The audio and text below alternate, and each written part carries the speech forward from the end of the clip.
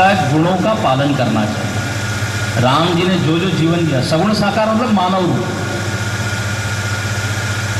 उनके गुणों को जीवन में लाना है और सगुण निराकार की भक्ति करनी। तो ऐसा ये है। अब देखो, एक व्यक्ति से पूछा कि आप सगुण साकार की उपासना करते हैं कि निर्गुण निराकार? उसने कहा मैं तो भाई न साकार न निराकार, मेरे लिए दोनों बेकार। बोले मेरे को तो कार मालूम है, साकार निराकार क्या होता है? I believe in car. ऐसा सगुण निर्गुण जीवन में जब दुर्गुण होते हैं ना, तो न सगुण समझ में आता है ना निर्गुण। गुरु जी अच्छा बताते हैं कि दुर्गुण होते हैं तो सगुण में हमारा ही विश्वास नहीं होता सगुण में, और निर्गुण बहुत कठिन होता है, इसलिए उसके ऊपर विश्वास नहीं। तो सगुण भी नहीं बचा, निर्गुण भी नहीं बचा, कौन बच गया? दुर्गुण। इस कथा में, इस रामायण में भगवान के तीनों रूपों का वर्णन है अलग अलग। अच्छा, और रामचंद्र जी का वर्णन है। रामचंद्र जी इस कथा के नायक है, नायक, ये द हीरो। पूज्य गुरु जी एक जगह कथा कर रहे थे तो उन्होंने बड़ा अच्छा विचार दिया कि इस कथा के नायक भगवान राम है और HERO इज हीरो। उन्होंने कहा ये 4 शब्द है, उनका पूरा व्यक्तित्व आ गया। H मतलब हैंडसम। भगवान राम कैसे हैं? सुंदर है। सुंदर सुजान कृपा निधान, अनाथ पर कर प्रीति जो। वर्णन है, सुंदर है। अपने कोई भी भगवान आप देख लीजिए, सबसे पहला गुण क्या है? सुंदर है। रुक्मिणी जी ने पहला प्रेम पत्र लिखा कृष्ण जी, और उसमें पहला जो संबोधन दिया, भुवन सुंदर, श्रीमद् भागवत का वर्णन। और याद रखना, भगवान की जो सुंदरता है ना, स्वाभाविक है, स्वाभाविक। अब आप समझ गए होंगे, एक होती है आर्टिफिशियल, कृत्रिम। बहुत सारे बाहरी साधनों से व्यक्ति सुंदर बनता है। हमारे स्वामी जी कहते हैं कि आजकल शहरों में बहुत सुंदरता के कारखाने बने हुए हैं, उसमें जाओ और बाहर निकलो तो एकदम व्यक्ति सुंदर होकर निकलता है। हेयर स्टाइल बदल जाती है, तो बदल जाती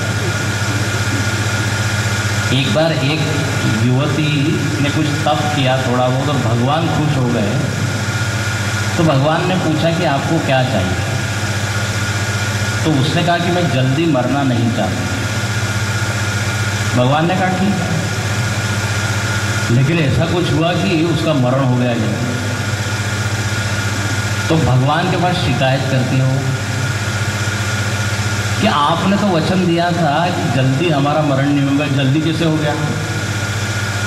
एक्सीडेंट हो गया मेरा और मैं तो मरण को प्राप्त हूँ। भगवान ने कहा अरे बात यह हो गई कि मैं तुमको पहचान ही नहीं पाया, पूरा रूप एकदम। तो ये सौंदर्य प्रसाधन, उससे हम अपने शरीर को बदलते हैं, सुंदर करते हैं। भगवान की सुंदरता है स्वाभाविक, सहज सुंदर, ऐसा वर्णन। हमारे स्वामी जी भी कहते हैं कि ये जो मेकअप होता है वो जल्दी ब्रेकअप हो जाता है, कितनी देर, लेकिन भगवान राम कैसे? नित्य सुंदर। सो H स्टैंड फॉर हैंडसम, और HERO, E का मतलब एजुकेटेड। भगवान राम जो संस्कारी है। और प्रभु रामचंद्र जी का वर्णन आता है कि गुरु ग्रह गए पढ़न रघुराई, अल्पकाल विद्यास वाई। सारी विद्या उन्होंने जल्दी प्राप्त की। जो धर्म की मूर्ति है उसके बारे में तो कहना ही क्या। प्रभु राम जी धर्म, रामो विग्रहवान धर्म, रामचंद्र जी धर्म की मूर्ति। चाहे शिष्य धर्म हो, गुरु धर्म हो, पुत्र धर्म हो, पति धर्म हो, मित्र धर्म हो, हर धर्म का पालन होना है बखूबी से। ERO, वो मतलब क्या? ओबीडियंट और ऑर्गेनाइजर,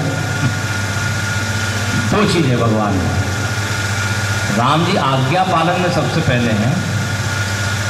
देखो हम लोग आज्ञा पालन करते हैं, लेकिन कब तक मालूम है? जब तक ठीक ठाक हो, कुछ दुख न हो, कठिनाई हो तो हम आज्ञा पालन करते हैं।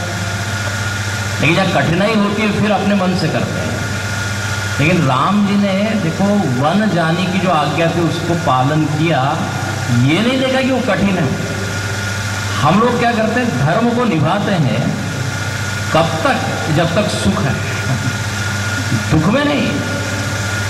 कन्वीनियंस के हिसाब से हम लोग धर्म, नियम, कानून सब फॉलो करते हैं। इसलिए यहाँ गोस्वामी लिखते हैं भय प्रकट कृपाला, प्रकट कृपाला, ये नहीं कहा कि जन्म हुआ।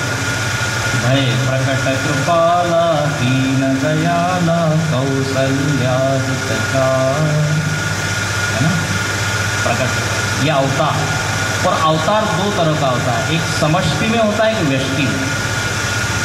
भगवान का अवतार त्रेता में हुआ, लेकिन आज अपने जीवन में उनका अवतार होना चाहिए, तब तो फायदा है।